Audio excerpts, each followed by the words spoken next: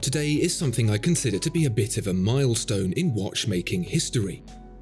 Two watches, both found at the peak of human ability, beauty and creativity, both demonstrating unimpeachable quality and artistry, and neither one is from Switzerland. Can the dominance of Swiss watchmaking as we know it really be over?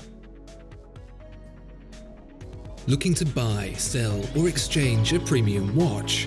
Visit Watchfinder, the pre-owned watch specialist.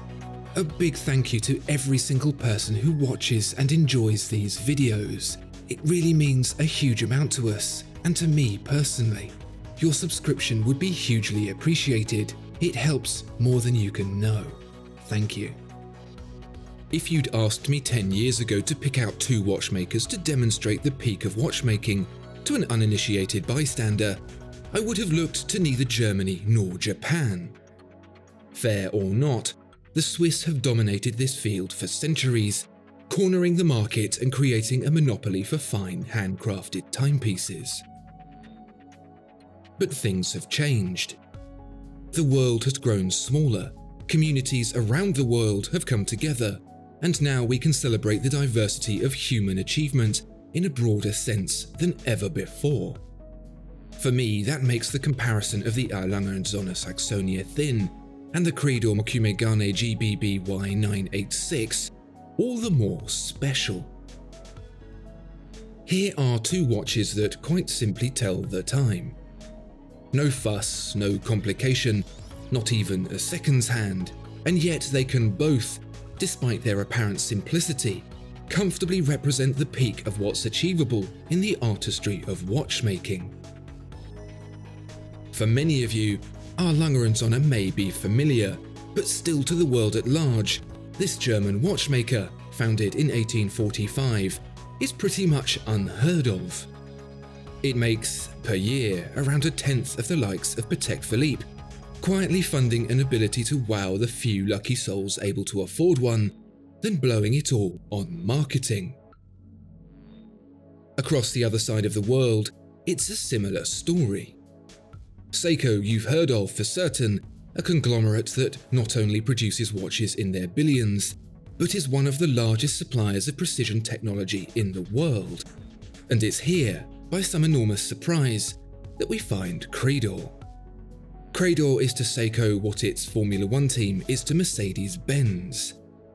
It's an opportunity to showcase the finest workmanship at the pinnacle of an industry, a quiet boast to silence critics. Both our Lange Söhne and Credor have faced their fair share of adversity.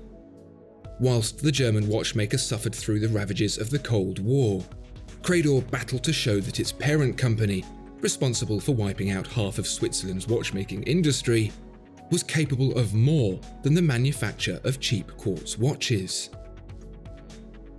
Credor tried expensive quartz watches. Then it tried expensive jewellery watches.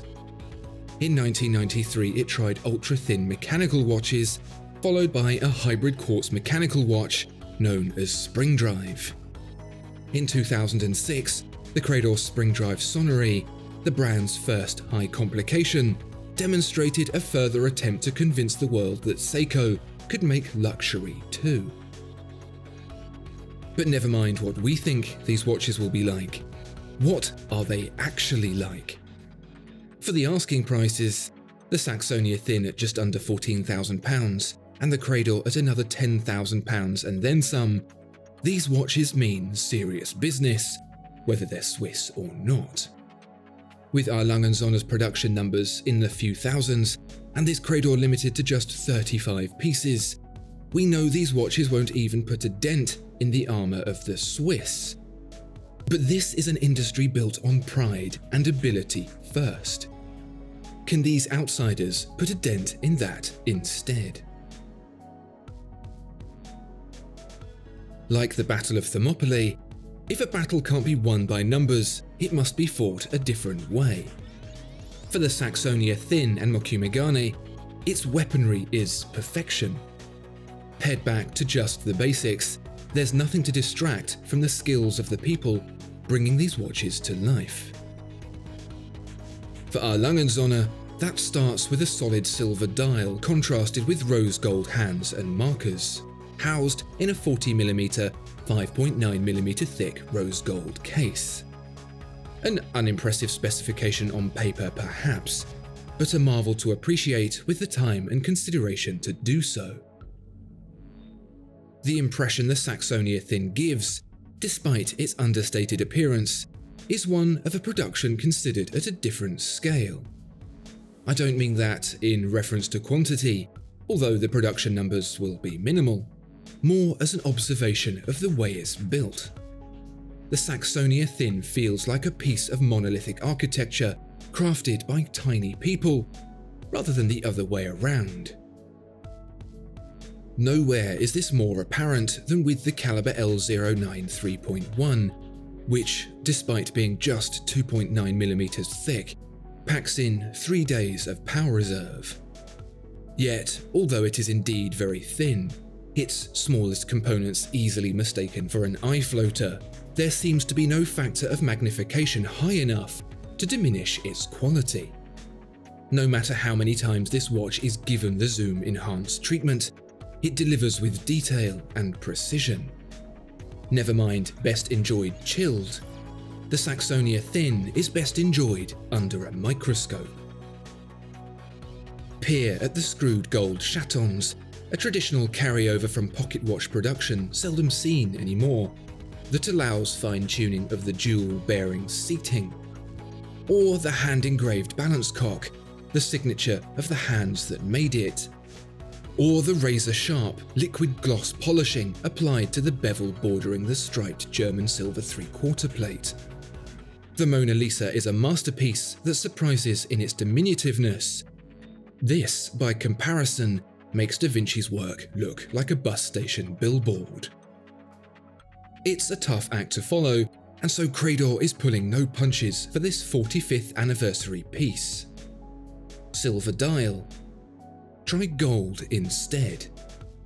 Which kind of gold? Yes, all of them.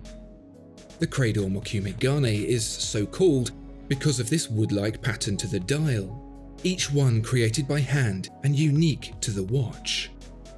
By layering the different metals one on top of the other, forging them with heat and pressure to create a singular, homogeneous piece, this organic pattern emerges.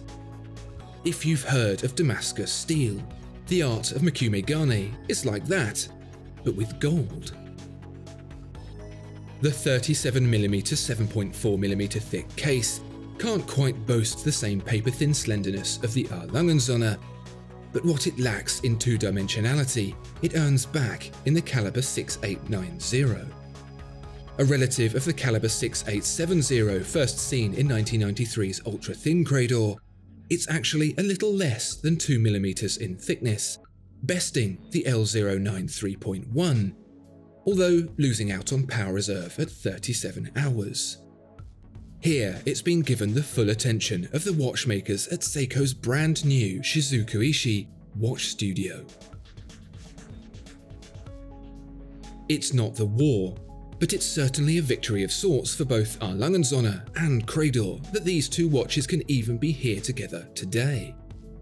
It's an exciting time because, if even just a little bit, Germany and Japan have shown the Swiss that, once again, they need to keep their wits about them. And that might mean, in retaliation, that we're about to see some of the best Swiss watchmaking ever seen. Whatever happens, one thing is clear. The dominance of Swiss watchmaking as it once was is over. Discover more exceptional watches at Watchfinder. Thank you so much for watching this video. If you enjoyed it, please do consider giving it a like and subscribing to the channel. If there are any watches you'd like to see featured, please let us know in the comments below.